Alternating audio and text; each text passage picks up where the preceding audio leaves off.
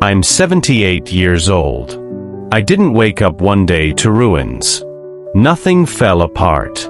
I just let it go quiet, piece by piece, until there wasn't much noise left at all. I sit in the same chair every morning, by the window that faces the side yard. The grass out there grows whether I look at it or not. I used to think that meant something. Now I just notice it.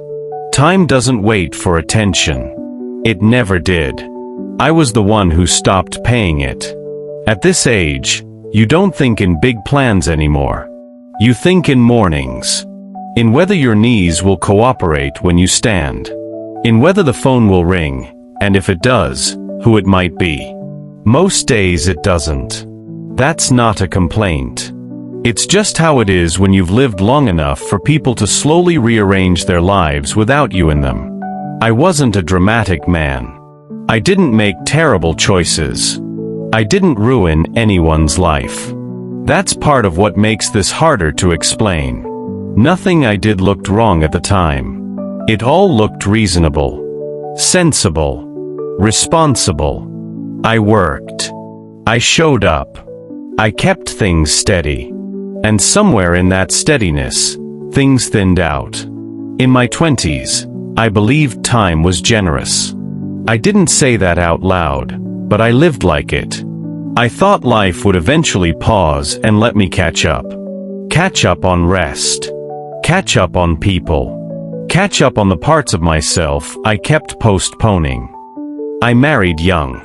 Not too young, but young enough to think love would stay the same shape forever. She was patient with me. I liked that about her. I didn't understand then what patience costs the person who's doing the waiting. I told myself I was building something. A career, a future, stability. Those words felt solid.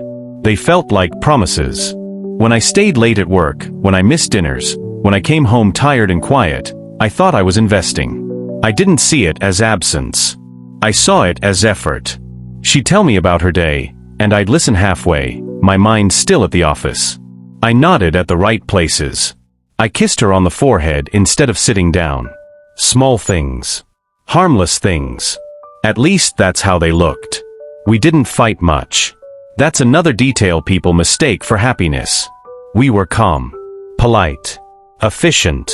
When something bothered her, she brought it up gently. I answered gently back.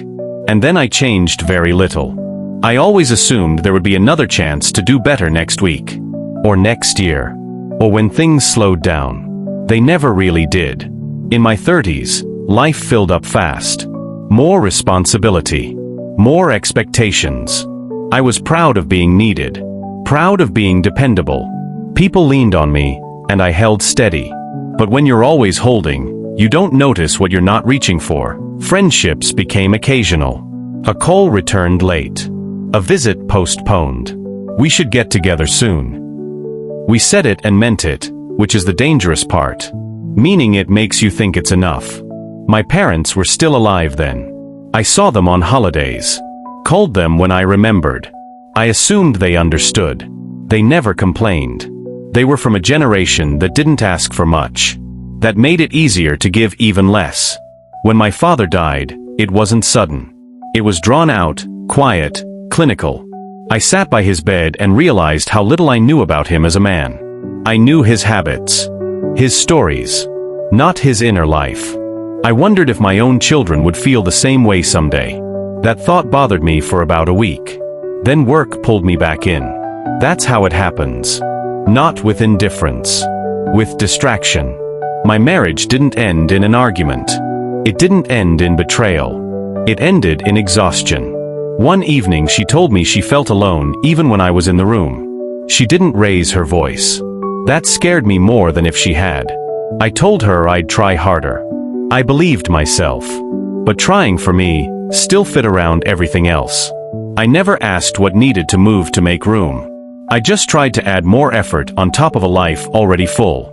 Eventually she stopped asking. She started making decisions without checking with me. Not out of spite. Out of adaptation. She learned how to live without my full presence while still sharing the same space. When she left, people said it was sudden. It wasn't. It was the most gradual thing I've ever experienced. After the divorce, I told myself I'd focus on work for a while. That phrase covered a lot of avoidance. Evenings got quieter. I ate standing up more often. I slept with the television on just to hear voices. I dated a little. Nothing serious. I didn't have the energy to explain myself to someone new. I didn't want to promise presents when I wasn't sure I knew how to give it anymore. My kids grew up. They became adults. Good ones. They learned how to manage without needing much from me. I was proud of that too, until I realized what it meant. We talked on the phone. We shared updates, achievements, logistics, love, but not intimacy. I didn't know how to ask for more without feeling like a burden. So I didn't. Years went by like that. Not fast. Just steadily. Promotions came. Then retirement. The office threw a party. People thanked me for my years of service. I smiled for the photos. I went home and put the plaque in a drawer. The next morning, I woke up with nowhere I needed to be. That's when the quiet really showed itself. Not as loneliness at first. Just space. Long stretches of time with no urgency. No one waiting on my decisions. At first, it felt like relief. Then it felt like something hollowing out. Friends from work drifted. We said we'd stay in touch. Most of us meant it. We just didn't build new habits to replace the old ones. Without shared days, there wasn't much to say. My health slowed me down. Nothing dramatic. Just enough to remind me that my body was no longer a reliable machine. I moved more carefully. Thought twice before plans. Thought 3 times before commitments. One afternoon, I realized I hadn't had a real conversation in days. Not an exchange of information. A conversation. Where time disappears and you feel known. That realization sat with me longer than I expected. I started looking back, not in anger, but in inventory. Like a man counting what's left in a room after most of the furniture's been moved out. I saw how often I chose later. How often I assumed presents could be deferred without interest. I never abandoned anyone. I just didn't arrive fully. The turning point wasn't loud. It was a hospital room again. This time it was my ex-wife. We hadn't spoken much in years. The call came from one of our children. She looked smaller. Fragile in a way I hadn't prepared for. We talked about practical things. The past stayed between us, unspoken but present. When I left, I sat in my car and cried. Not for the marriage. For the man I'd been inside it. For the chances that had passed without ceremony. She died a few weeks later. At the funeral, I stood at the back. I didn't feel entitled to be closer. That was a new kind of grief. Not loss of love, but loss of claim. After that, the days felt more final. Not urgent. Just finite. There are things I can't fix now. Not because I'm unwilling. Because time has rules. And one of them is that some doors don't reopen once you've walked past them enough times. I can't go back and sit down at the table when my kids were still small and talking just to be heard. I can't go back and ask my wife what she needed before she learned how to stop needing it from me. I can only see it clearly now, when clarity doesn't change outcomes. I don't hate myself. That surprises people when I say it. Regret doesn't always come with self-loathing. Sometimes it comes with understanding. I see why I made the choices I did. I just see the cost now too. The cost wasn't dramatic failure. It was erosion. If you're listening to this and you're younger, I won't tell you what to do. Life doesn't work that way. But I will tell you this. Pay attention to what you're postponing. Some things don't announce when they've gone quiet for good.